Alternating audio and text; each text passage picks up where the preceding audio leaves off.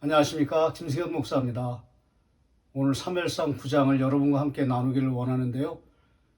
사울과 사무엘의 만남입니다. 이 만남 속에는 특별히 사울에게는 전혀 상상할 수 없는 생각 이상으로 정말 꿈에서조차도 생각하지 못하는 그런 엄청난 축복을 받는 그런 이야기입니다.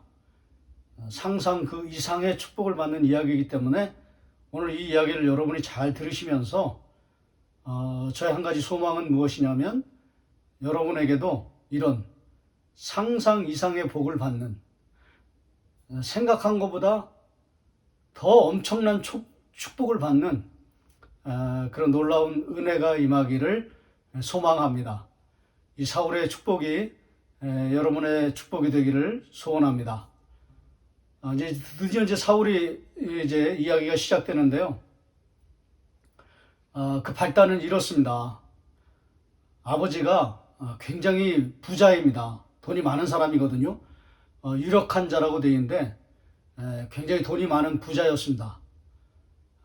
그럼에도 불구하고 3절 말씀 보시면 사울의 아버지 기스가 암나귀들을 잃고 그의 아들 사울에게 이르되 너는 일어나 한 사원을 데리고 가서 암나귀를 찾으라 하매, 아마 나귀가 몇 마리 잊어버렸나 봐요. 근데 이제 그거 찾다가 자기 아들이 위험에 처할 수도 있기 때문에 그 동물이 큰 문제냐, 사람이 더 중요하지.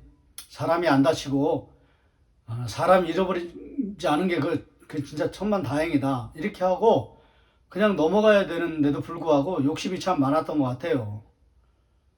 그러니까 이제 잊어버렸으니까는 그 나귀를 찾아오라고 그렇게 이제 명령을 내립니다. 사원 데리고 가가지고 그 나귀 찾아오너라 그렇게 말하는데 정말 이 짐승이 그렇게 중요했을까 사람보다 하는 그런 의문은 들기도 합니다. 그런데 이제 아버지는 그렇게 생각했을지 모르지만은 꿈에도 몰랐죠. 하나님의 계획과 하나님의 섭리를, 그 놀라운 하나님의 은혜를.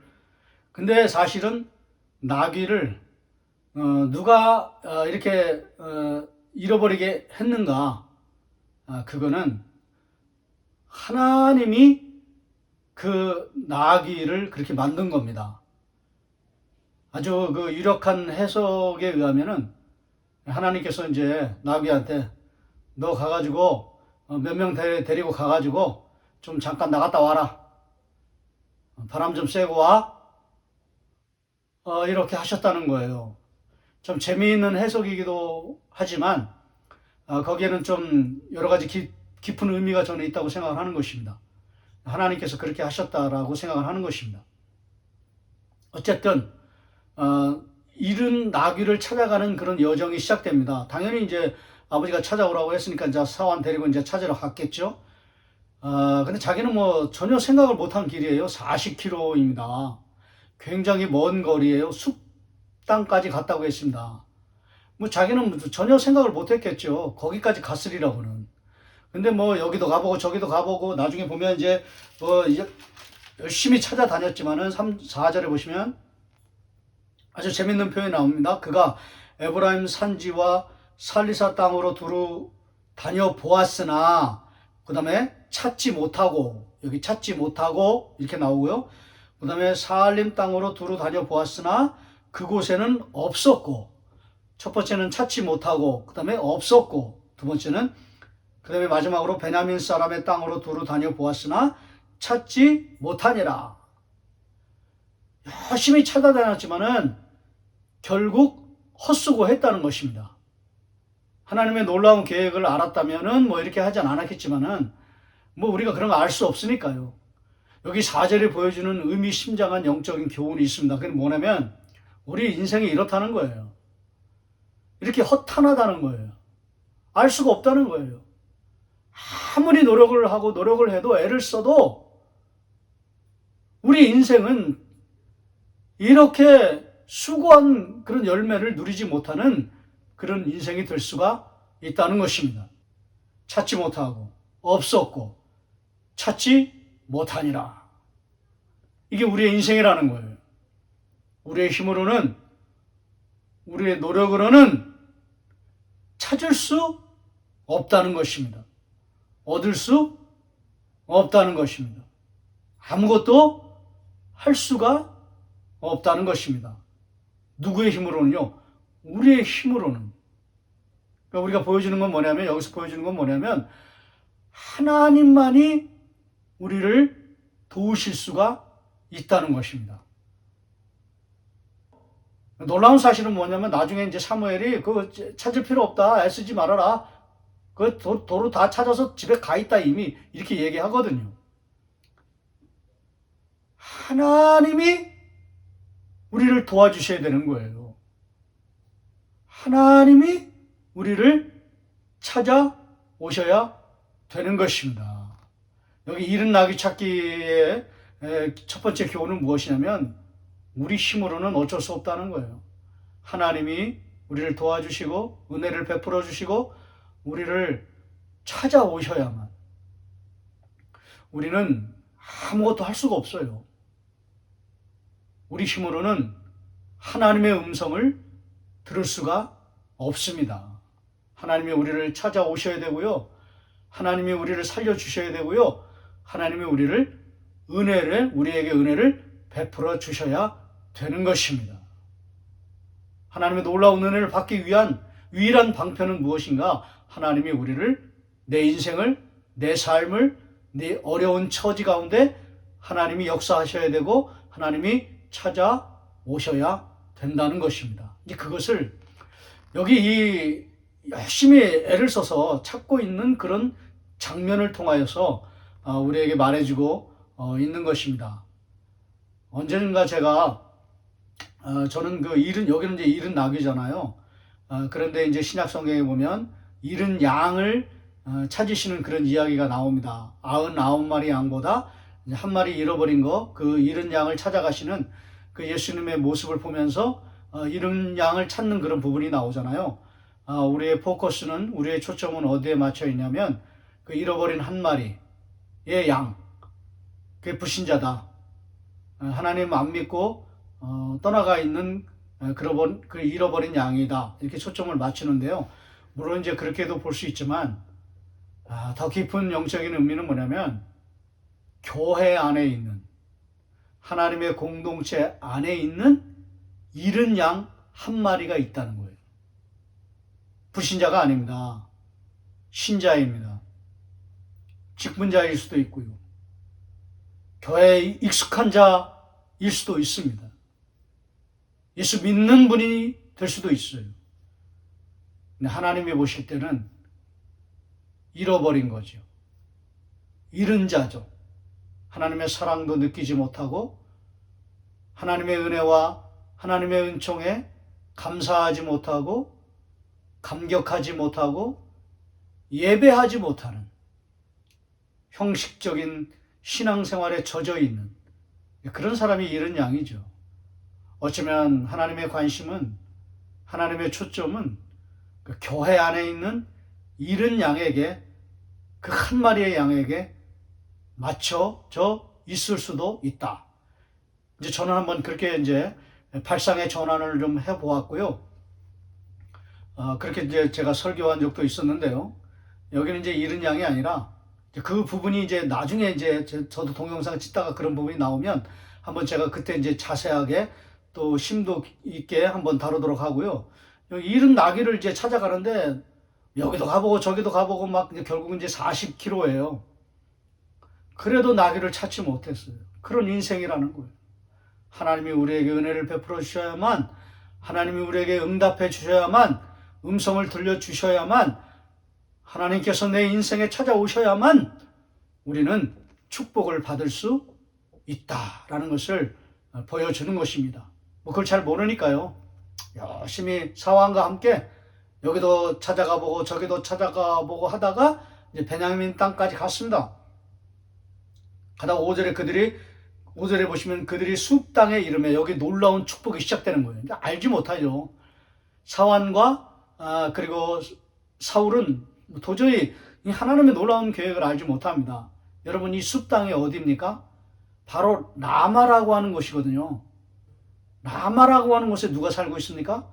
사무엘이 살고 있는 거예요. 왜 하나님께서 나귀를 내보내셨는가? 사무엘을 만나도록 하시기 위한 것이었죠. 근데 사울은 그걸 알지 못하니까 막 아이고 큰일 났네. 우리는 이제 망했네. 우리는 이제 뭐 나귀도 못 찾고 그냥 아이고 이러다가 아버지가 왜 이렇게 헛수고했냐. 그래 야단칠 수도 있고 뭐 그것보다도 이제 좀 뒤에 보시면 숫 땅에 이를 때에 사울이 함께 가던 사환에게 이르되 돌아가자. 내 아버지께서 암나기 생각은 고사하고 우리를 위하여 걱정하실까 두려워하노라. 아버지가 걱정하실 것 같다. 염려하실 것 같다. 이제 빨리 돌아가자. 이제 탁기는 다 틀렸다. 이제 이렇게 생각한 거죠. 그러면 여기 이 사환은요. 당시에 종과는 천지 차이 아닙니까? 그냥 무조건 들어야 되거든요. 알겠습니다. 주인님께서 그렇게 말씀하시니까 이제 가야죠. 예, 알겠습니다. 돌아가도록 준비하겠습니다. 이렇게 해야 되거든요. 근데 그렇게 안 해요. 6절에. 여기서 저는 만남의 축복이 있다고 생각하는 것입니다. 그가 대답하되 보소서 이 성읍에 하나님의 사람이 있는데 존경받는 사람이라. 사무엘이죠. 사무엘을 가리켜서 이건 자기 평가가 아니라 객관적인 평가입니다. 다른 사람들의 평가이기도 하고요. 하나님의 평가입니다. 여기에 하나님의 사람이 있고요. 존경받는 사람이 있습니다. 저는 이걸 보면서 정말 저와 여러분에게도 정말 이런 하나님의 평가, 그런 평가를 받으면 얼마나 좋을까 하는 그런 생각을 하게 되고요. 그런 간절한 기도 제목을 여러분과 함께 또 여기서 말씀드리고 싶어지네요. 저도 그렇고 여러분도 그렇고 누구는 하나님의 사람이다. 존경받는 사람이다.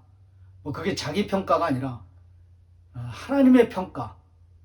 다윗과 같이 저 친구는 내 마음에 합한 사람이다. 모세와 같이 그의 온유함은 지면의 모든 사람들보다 뛰어나고 그리고 탁월한 사람이다. 이 하나님의 평가거든요. 물론 자기가 자신을 평가하는 것도 의미가 있지만 그보다도 더 큰 의미는 뭐냐면 하나님의 평가입니다. 아주 객관적인 평가입니다. 영적인 평가입니다. 하나님의 사람이다. 존경받는 사람이다. 저와 여러분도 이런 기도 제목을 가지고 하나님의 정말 그 신실하신 평가를 받는 저와 여러분이 되시기를 소망합니다. 어쨌든 사무엘은 이제 그런 사람이라는 거죠. 이곳에 이제 그 사람이 있기 때문에 그가 말한 것은 반드시 다 응하나니 그리로 가사이다. 그가 혹 우리가 갈 길을 가르쳐 줄까 하나이다 하는지라. 길에서 길을 묻다라고 하는 책이 있거든요. 그 길은 이제 사무엘이죠. 사무엘에게 이제 길을 묻다. 사무엘에게 좀 그런 거를 좀 영적인 그런 길을 물어보고 싶었던 거죠. 내 인생 어떻게 되는지, 우리는 어떻게 되는지, 이제 그런 거를 좀 물어야 한다는 거죠. 이 사환은요, 이런 영적인 사람이거든요.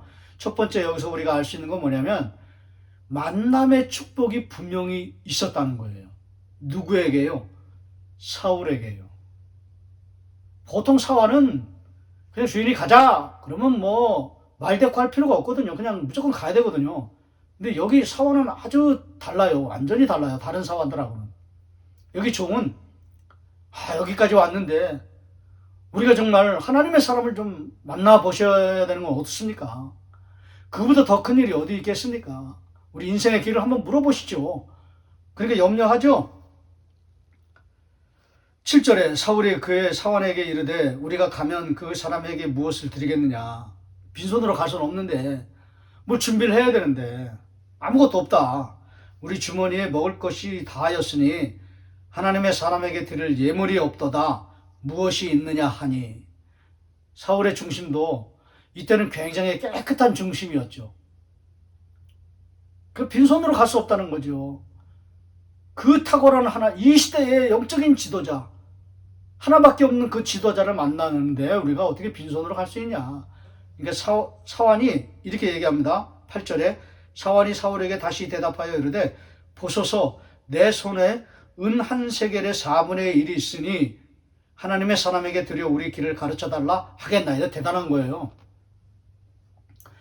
그냥 뭐 같이 가서 길을 좀 물어보죠. 이게 아니라, 여기 은 한 세겔의 4분의 1은 얼마냐면요. 자기가 지금 가지고 있는 회계까지 맡았던 것 같아요. 이 사환이. 그런데 이건 뭐냐면 자기 한 달 월급이에요. 그게 남아 있었던 거예요.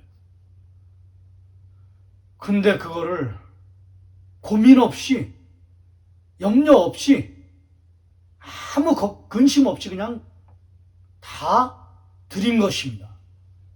주인에게 어떤 영적인 하나님의 인도하심을 받는 데 있어서 아낌없이 자기가 가지고 있는 그 한 달치 봉급이거든요. 그거 결코 쉬운 일이 아니에요.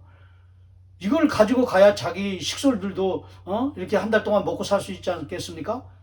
그런 염려 이런 거 다 그냥 내려놓고 우리 주인에게 영적인 좋은 축복이 일어났으면 좋겠다. 사무엘 선생님을 좀 만나봤으면 좋겠다. 라는 마음으로 과감하게 거침없이 자기 한 달 월급을 드린 것입니다. 그래, 그럼 가자. 나중에 내가 줄게. 이제 그렇겠죠. 아마 더 후하게 쳐서 좋겠죠. 이때에 이렇게 겸손한 사울이었다면. 그리고 이제 하나님의 사람을 만나서 축복받는 그런 이야기가 이제 후반부에 그렇게 나오지 않습니까? 여기서 우리가 얻을 수 있는 건 뭐냐면 마지막 교훈은 만남의 축복을 주시옵소서. 아무리 우리가 계속해서 강조해도 이 만남의 축복은 부족하지 않습니다. 부족한 것이 아닙니다. 부족합니다. 아무리 강조해도 부족합니다. 그만큼 큰 영적인 그런 축복입니다. 결국은 이 사환이라고 하는 사람을 잘 만나서 사울이 어떤 축복을 받습니까? 그 다음에는 이제 다음 시간에 이제 나누겠지만은 자기가 왕이 되는 기름 부으심을 받아요. 그러니까 상상할 수 없는 복을 받은 것입니다. 만남의 축복이 상상할 수 없는 복으로 이어진 것입니다. 오늘 이 사무엘상 9장을 여러분과 나누면서 저는 정말 여러분을 축복하고 싶습니다. 그동안 좀 굉장히 딱딱하고 정말 어렵고 불편하고 그리고 굉장히 고지식한 그런 말씀을 참 많이 전했는데요. 오늘은 축복이 그냥 자연스럽게 흘러 넘칩니다. 나옵니다. 상상할 수 없는 복이거든요. 정말 만남의 축복. 어떻게 이런 사원을 만날 수 있었겠습니까? 그런 만남의 축복, 그 뒤에 상상할 수 없는 왕으로 세워지는 베냐민 지파에, 베냐민 지파는 죄악의 지파입니다. 사사기에서 가장 타락한 지파, 그 성적인 전쟁으로 완전히 무너진 그런 지파 아닙니까? 살상으로. 그런 지파에 어떻게 왕이 나올 수가 있겠습니까? 유다 지파도 아니고요.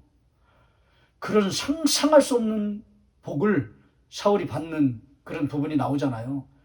오늘 이 9장의 핵심적인 마지막 교훈은 뭐냐면 만남의 축복을 통하여서 상상할 수 없는 복이 흐른다는 거죠. 그게 임한다는 거죠. 오늘 이 놀라운 축복이 저와 여러분의 축복이 되시기를 소원합니다. 또 축복합니다. 소망합니다. 이런 복을 풍성하게 받으시는, 내가 생각했던 것 이상으로 한 마리의 양을 찾는 게 아니라 90마리의 양을 찾는 그런 놀라운 축복, 그런 상상할 수 없는 복을 넘치도록 받으시는 저와 여러분이 되시기를 주의 이름으로 축원합니다.